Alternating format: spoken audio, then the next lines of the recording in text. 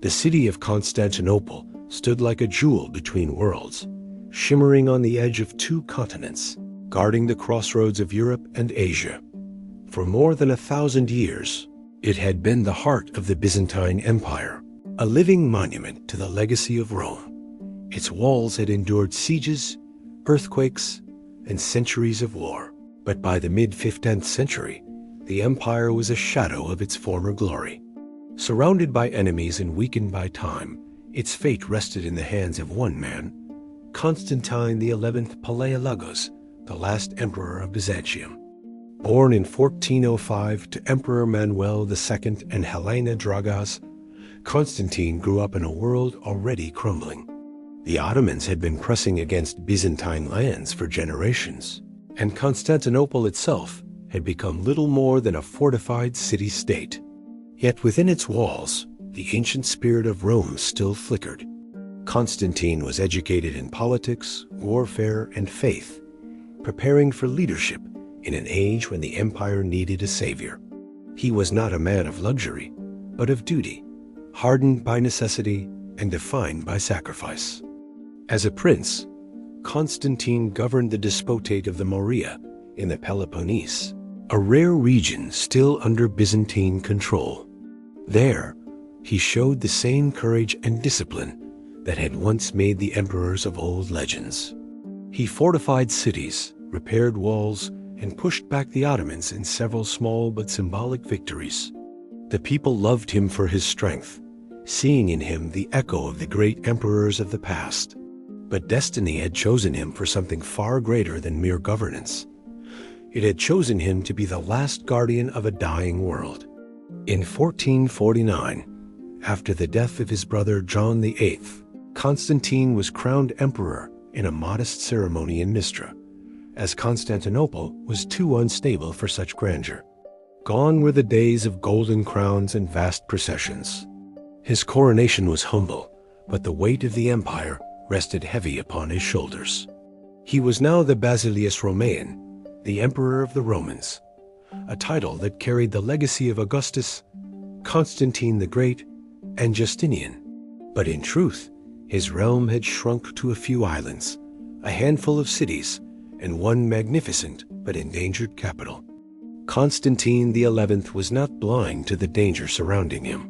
The Ottoman Sultan Mehmed II was young, ambitious, and determined to achieve what his predecessors could not, the conquest of Constantinople.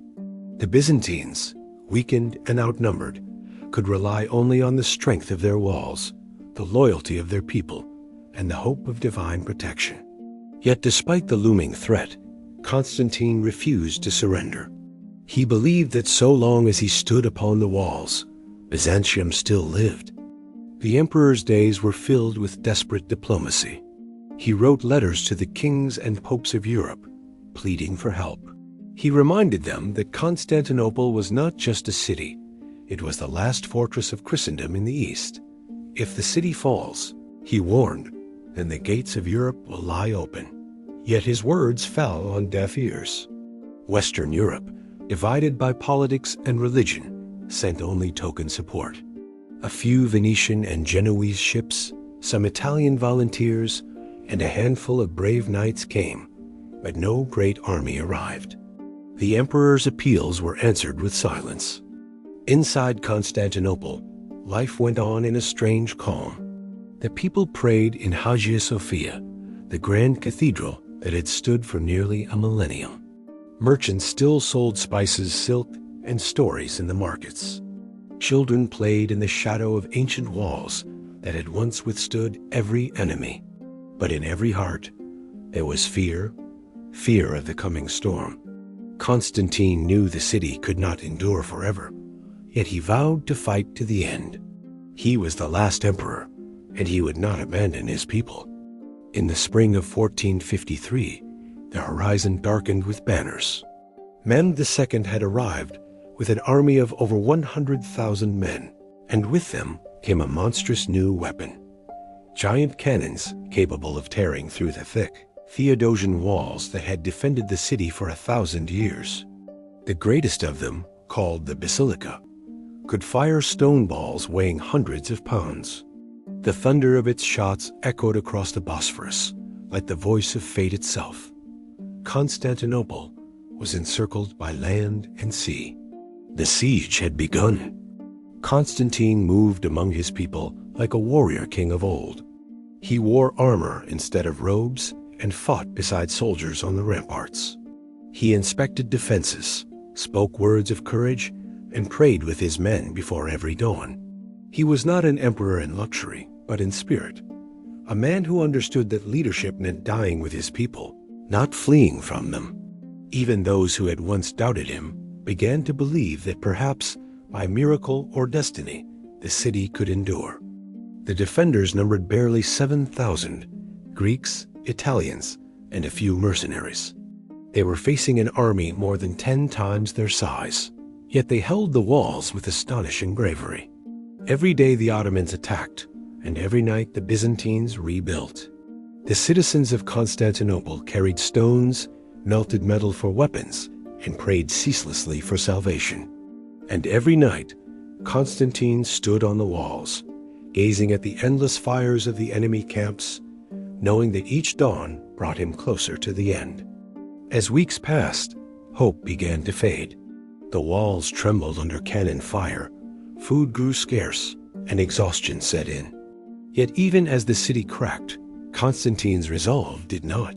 He sent one final letter to the west, not begging for aid this time, but declaring his faith. I will not leave this city. I choose to die with my people. His words spread through the streets like sacred fire. For the citizens, their emperor had become a symbol of divine will, the embodiment of the empire itself. Inside Hagia Sophia, priests led processions day and night, carrying icons and relics through the streets. The golden dome, once filled with chants of victory, now echoed with prayers for mercy. In that holy place, emperors had been crowned for centuries. Now it was filled with people seeking salvation, as the last chapter of Byzantium was written in fire and blood. The emperor himself knelt before the altar, asking forgiveness for his sins, knowing that soon his crown would be laid at the feet of eternity. Mehmed's cannons finally breached part of the outer wall. The Byzantines fought desperately, filling gaps with rubble and wood, but the enemy's assault grew relentless. On the 28th of May, the Sultan sent an ultimatum: surrender and live, or resist and face annihilation. Constantine's answer was simple: to surrender is unthinkable. To live without honor is worse than death. He called his commanders and priests to the palace for one last council. That night, Constantine gathered his generals, nobles, and clergy in Hagia Sophia. They stood beneath the flickering candles, surrounded by the echoes of centuries. The emperor addressed them with calm dignity. He reminded them that they were the heirs of Rome, the guardians of faith, and the last defenders of the Christian East. Tomorrow, he said, we give our lives for our city, for our people, and for God. Many wept, others kissed his hand, and all knew that dawn would bring their final battle. After the meeting, Constantine rode through the streets one last time. He passed the great walls, the silent markets, and the darkened homes. The people knelt as he passed, blessing him, calling his name, weeping in reverence. To them, he was no longer just a ruler. He was a martyr already walking toward his fate. The emperor returned to the palace, where he removed his imperial robes and put on plain armor. He was now not a king, but a soldier among soldiers. As midnight approached, the city was silent except for distant drums. The emperor went again to Hagia Sophia. Inside, thousands had gathered: nobles, soldiers, merchants, women, and children, all united in one final prayer. There were no divisions of class or rank anymore, only Byzantines standing together before God. When the service ended, Constantine turned to his commanders and said quietly, "We are ready. Tomorrow, we fight for all that is left of our world." Outside, the Ottoman camp burned with anticipation. The cannons were prepared, the soldiers rested, and Mehmed himself stood watching the city walls, certain that the empire of the Romans would finally fall at dawn. But within those walls, a different fire burned, not of conquest, but of courage. For the last emperor of Byzantium had already chosen his destiny, and with him, the spirit of 1,000 years would rise one final time before fading into history. As the stars faded over the Bosphorus, the emperor stood upon the ramparts, gazing at the enemy lines stretching into the horizon. He whispered a prayer to his ancestors, to Constantine the Great, to Justinian, to all who had built the empire of light that once ruled the world. He knew that the empire would die, but honor would live forever. In that quiet moment before the storm, Constantine XI Palaiologos looked upon his city, his people, and his fate, and he did not waver. The drums began to thunder, the horns to sound. The final dawn had come. Constantinople, once the heart of the world, was about to face its last sunrise as the capital of an empire. And at its heart stood a man who refused to bow, a man who would fight until his sword broke, until his blood joined the stones of his city. He was the last emperor of Byzantium, and he would die as its greatest. The sun rose over Constantinople on the 29th of May, 1453, casting a pale red glow upon the domes, towers and minarets of a city standing at the edge of eternity. The final dawn had arrived. From the walls of the Theodosian fortifications, weary Byzantine soldiers watched as the massive Ottoman army prepared for the assault that would decide the fate of empires. Every street, every church, every heart within the city trembled with prayer and fear. Yet among them, one man stood calm. Emperor Constantine XI Palaiologos, armored in steel, his sword ready, his eyes fixed on destiny. The Sultan's drums began to thunder across the fields, rolling like the heartbeat of doom. From the Ottoman camps came the cries of tens of thousands of warriors, Turks, Arabs, Janissaries, and mercenaries, all shouting in unison, Allahu Akbar. Their voices merged into a single roar that echoed through the morning air, shaking the stones of the ancient walls. The emperor's soldiers, exhausted but resolute, crossed themselves and gripped their weapons tighter. They were outnumbered 20-1, but their courage burned brighter than fear. Then came the cannon fire. The great basilica roared, its thunder shaking the earth. Massive stone balls smashed into the walls, sending clouds of dust and splinters flying. The defenders rushed to plug the breaches with wood, rubble, and sandbags, fighting not just the enemy, but time itself. For 55 days they had held, patching what was broken, repelling what seemed unstoppable. But this morning, the Ottomans had brought everything. Every soldier, every weapon, every ounce of fury was thrown against the last bastion of Byzantium. Constantine rode along the inner walls, shouting encouragement to his men. His presence alone gave them strength. He fought beside them, not as an emperor above, but as a brother in arms. His armor was dented, his cloak torn, but his resolve unbroken. "Stand firm," he shouted. "This city has stood for 1,000 years. It will not fall today." The defenders responded with cries of faith, striking down wave after wave of attackers who surged toward the walls with ladders, ropes, and fury. The Ottomans came in endless ranks. First the irregulars, who were driven forward like expendable shadows. Then the Anatolian troops, more disciplined and fierce. And finally, the Janissaries, the elite corps of the Sultan, trained from childhood for war. Each wave pressed closer, climbing the broken ramparts, hurling fire and steel. Arrows rained, smoke rose, and the very air turned to chaos. Yet still, the Byzantines held. Their arrows flew from the battlements, their stones crushed men below, and their hearts refused to yield. As the morning deepened, the city burned with noise and fire. Smoke drifted over Hagia Sophia, darkening its golden dome. The sea walls along the Golden Horn were attacked by Ottoman ships. But the great chain across the harbor still held strong, denying entry to the enemy fleet. The Genoese commander Giovanni Giustiniani led the defense alongside the emperor, his men fighting with unmatched bravery. But fate is merciless. A cannonball exploded near Giustiniani, wounding him badly. Bleeding and in agony, he was carried away, his departure unseen by many, yet it shattered morale. Word spread that the Genoese leader had fallen, and despair began to seep through the lines. Constantine saw it happen. He saw the weakening resolve in his soldiers' eyes. He rode to where the wall had been breached and called out to them with a voice that cut through the chaos. "Men of Byzantium, remember your ancestors. Remember the faith that binds us. This city is our mother, our home, our crown. Fight for her."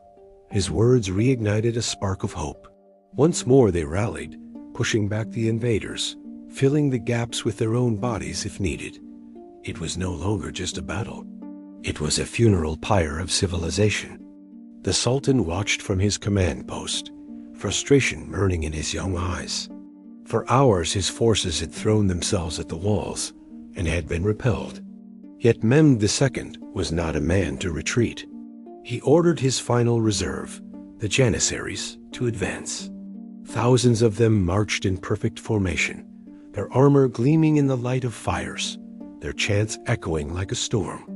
They were the finest soldiers of the age, disciplined and fearless.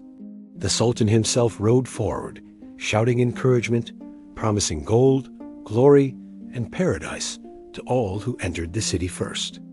When the Janissaries reached the walls, the ground shook beneath their march. The defenders could no longer hold them off entirely. A section near the St. Romanus Gate collapsed after continuous bombardment. Through the dust and ruin poured the Ottomans. Constantine rushed to the breach with his guard, fighting like a man possessed. He wielded his sword with the fury of desperation, cutting down enemies with each swing. Blood ran over the stones, screams filled the air, and still he fought on, refusing to yield an inch. For a moment, the defenders managed to push the Janissaries back. Hope flickered. Perhaps, just perhaps, the miracle would come. But then, a small gate, the Kirkoporta, was left open. Through it, a group of Ottoman soldiers slipped into the city. It was a moment of fate. They raised their banners upon the walls, shouting victory cries. Panic spread among the defenders as the enemy poured in from within. The battle turned from defense to chaos. The city's doom had arrived. Constantine saw the breach widening. He realized it was over. The empire that had stood for more than 1,000 years was falling before his eyes. Yet he refused to flee. He tore off his imperial cloak, crying out, "The city is fallen, but I live. God forbid I live without my empire." With a few loyal companions, he charged into the thick of battle, disappearing into the sea of enemies. None saw him again alive. Some say he was struck down by a Janissary's blade, others that he fell by his own hand, unwilling to be captured. When the fighting ceased, the emperor's body could not be found among the dead. The legend began that he lived still, sleeping beneath the ruins, awaiting the day Byzantium would rise again. The city fell to silence as the last defenders were slain or captured. Ottoman banners rose above the towers, and the great gates were thrown open. The Sultan entered through the breach, riding upon his white horse, gazing at the fallen city that had eluded his ancestors for centuries. The dream of conquest was fulfilled. Mehmed dismounted before Hagia Sophia, entered its sacred halls, and ordered it to be converted into a mosque. The chants of Islam echoed beneath the great dome, where once the hymns of Christendom had risen. The empire of the Romans was no more. The streets of Constantinople were filled with sorrow.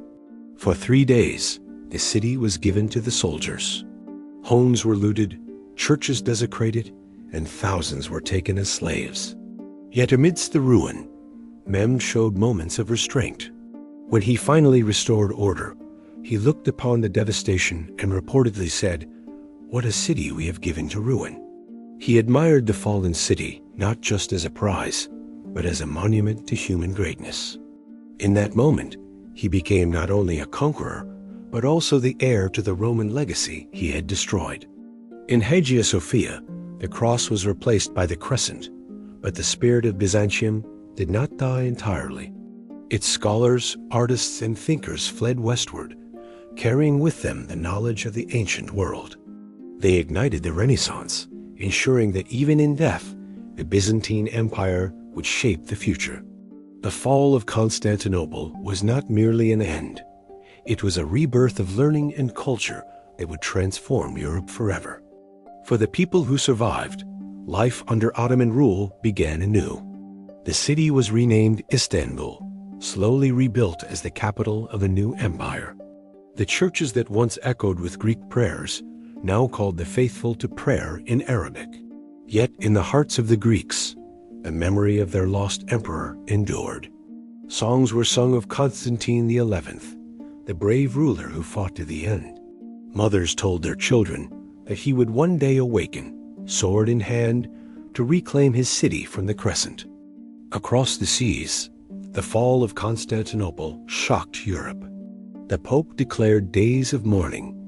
Kings and nobles spoke of vengeance, and sailors whispered that the end of Christendom had come. But the shock also brought renewal. The search for new trade routes began, pushing explorers like Columbus toward the unknown oceans.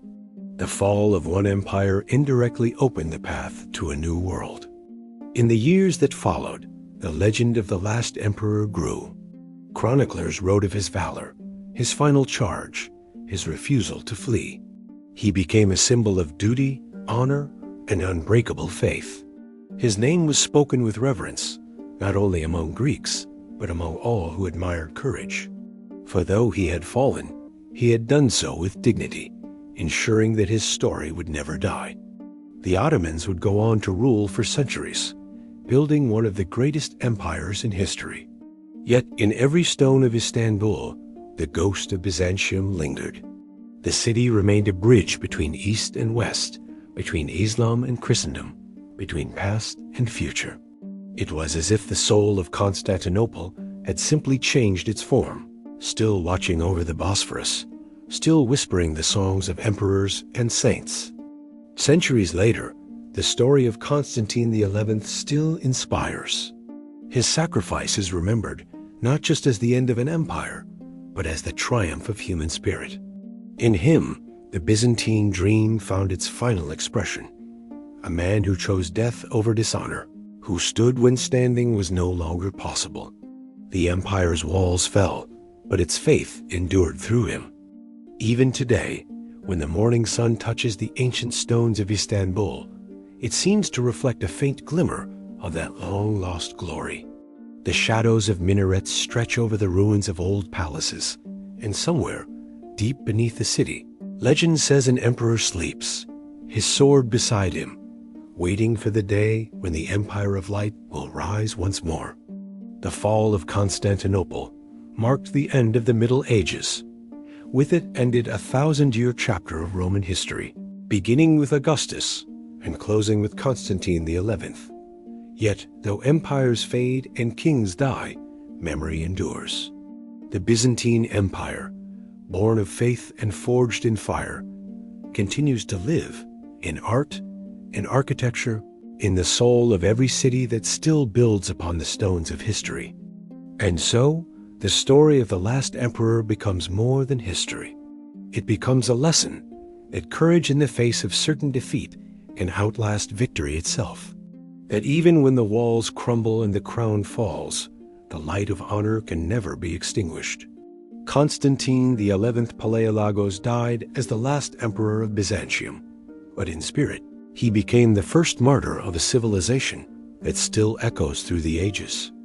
The night before the final assault, Constantinople lay under a shroud of silence, broken only by the faint sound of prayers and the whisper of the wind against ancient walls.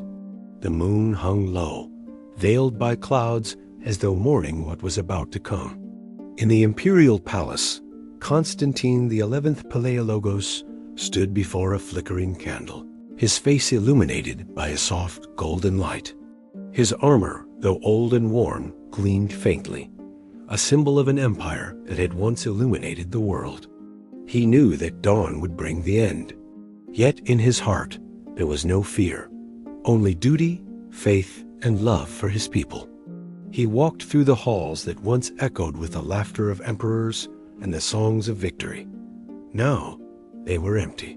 The marble floors beneath his feet had seen centuries of glory, from Justinian's triumphs to the coronations of countless rulers. As he passed icons of Christ and the Virgin Mary, he bowed his head in prayer. "Lord," he whispered, "you have trusted me with this city, and I shall not abandon it." He was not praying for victory anymore, only for courage. Outside, the Ottoman camp stretched endlessly. Fires flickered like stars across the dark plain, where over 100,000 soldiers waited for the command to destroy the last remnant of Rome. Cannons, monstrous bronze beasts, stood ready to roar again at dawn. Sultan Mehmed II, only 21, sat in his tent, gazing toward the distant walls. For him, this was destiny, to conquer what no sultan had before. He believed Allah had chosen him to end the empire that had once defied the East for 1,000 years. As the city slept, priests carried holy relics through the streets: the holy lance, the fragments of the true cross, and the shroud of a saint. The people knelt in the cold streets, weeping and praying. Orthodox and Catholic alike, united at last in despair and faith. In Hagia Sophia, the grand basilica glowed with candlelight. It had stood for nearly 1,000 years, a monument to both faith and human genius. Tonight, for the last time, its vast dome echoed with the hymns of a dying empire. Constantine entered Hagia Sophia quietly. Thousands had gathered, nobles, soldiers, women, children, all seeking comfort in their final hours. The emperor removed his crown, knelt before the altar, and wept. He took communion with his people, humbling himself as one of them. No longer emperor and subjects, only Christians facing the end together. The archbishop, voice trembling, blessed him. "Go forth, emperor, and may God receive your soul with mercy." When he rose, a strange calm settled over him. He looked at the faces around him, his people, his city, his legacy, and felt a fierce love surge within. He knew there was no escape, no miracle. Yet he vowed to meet death as a Roman emperor should, sword in hand, defending his home. As the first light of dawn touched the horizon, the ground began to tremble. The Ottomans' great cannons thundered once more, shaking the earth. The walls of Constantinople, battered for weeks, cracked and crumbled under the relentless fire. Clouds of dust rose over the city as soldiers ran to their posts. The great gates were reinforced, and the defenders, weary but resolute, took up their arms. Atop the Theodosian walls, Constantine stood among his men. He could see the endless sea of enemy soldiers advancing. Janissaries in perfect formation, archers releasing volleys of arrows, ladders rising like claws against the stone. The emperor's sword flashed in the morning sun as he shouted, "For Christ! For the city! For Rome!" His cry echoed across the ramparts, and his men answered with one voice. The battle that followed was chaos and fury. Cannonballs smashed towers, arrows filled the sky, and screams of the wounded mingled with the clash of steel. Yet for every breach, the Byzantines fought back with desperate courage. They poured boiling oil, hurled stones, and fought hand to hand atop broken walls. Among them, Constantine fought as any soldier, his royal armor streaked with blood and dust. He had long abandoned the safety of command. He was one with his people now, defending every inch of his dying world. In the midst of the struggle, word spread that a section of the wall near the gate of St. Romanus had collapsed. Mehmed's elite janissaries surged through, driving a wedge into the city's defenses. Constantine rushed there with his guards, rallying the survivors. "Do not yield," he shouted, striking down an enemy officer. For a moment, the defenders pushed the Ottomans back. But the tide was too great. Wave after wave poured through the breach until the defenders were surrounded. The emperor's closest companions urged him to flee. "Your Majesty, the city is lost. You must live to rebuild." But Constantine shook his head. "God forbid that I should live while my city falls. I am no longer an emperor." With that, he tore the imperial insignia from his armor, drew his sword, and charged into the fray. No one saw exactly where or when Constantine fell. Some say he fought until he was surrounded and slain by janissaries. Others say his body was never found, but he vanished into legend, a martyr emperor who would one day return. The soldiers who fought beside him said his final words were, "The city is lost, but not my soul." As the sun rose higher, the Ottoman banners appeared atop the walls. Trumpets blared, and the great gates were thrown open. The conquerors flooded in. The last defenders were cut down, and centuries of history ended in a single morning. The cross was torn down from Hagia Sophia, replaced by the crescent moon. The bells fell silent. Inside the city, horror unfolded. The victors plundered what was once the most magnificent city in the world. Libraries burned, churches were looted, and treasures beyond imagination were carried away. Yet even amid the chaos, Sultan Mehmed rode through the gates with awe. When he entered Hagia Sophia, he dismounted, spread his cloak on the floor, and bowed in prayer. The great church became a mosque, and the city a new jewel of his empire. Standing beneath the dome, Mehmed whispered, "So falls Rome." He ordered Constantine to be buried with honor, should his body ever be found. For even the conqueror knew that the last emperor had died as a true king, with dignity and faith. As the smoke rose above Constantinople, the ancient city of the Caesars passed into legend. The Byzantine Empire, heir to Greece and Rome, the bridge between East and West, was no more. But its memory would endure in art, in law, in faith, and in the hearts of those who refused to forget. In the years that followed, whispers spread across Europe. "The emperor is not dead," they said. "He sleeps beneath the city, awaiting the day when he shall rise again." For the Greeks, Constantine XI became more than a man. He became the marble emperor, destined to awaken and reclaim his throne. Centuries passed, and still his legend endured. Poets and priests spoke of his courage, his sacrifice, and his unbroken faith. To the Christian world, he became a symbol of noble resistance, the last light of a dying civilization.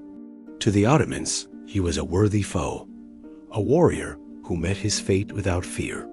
In truth, Constantine XI was the embodiment of his empire, noble yet doomed, steadfast yet surrounded by enemies. His reign may have been short, but his legacy was eternal. In his death, the spirit of Byzantium achieved immortality. Today, as the sun rises over Istanbul, the city that was once Constantinople, his memory lingers in the stones, in the ruins of old walls, and in the hearts of those who remember the empire that refused to surrender. The wind that sweeps across the Bosporus seems to whisper his name, Constantine, the last emperor of Rome. History often measures power in victories, but the truest power lies in courage, faith, and dignity in the face of defeat. The fall of Constantinople was not the end. It was the transformation of a legacy that continues to shape the world. The wisdom of Byzantium lives on in our churches, our laws, our art, and our ideals of endurance. And so, though the empire fell, its light was never extinguished. The last emperor lives on, not in marble or crown, but in the eternal spirit of those who believe that faith, honor, and love for one's people are greater than any army or empire. In the quiet of history's echo, his voice remains. I did not surrender my city. I gave it to God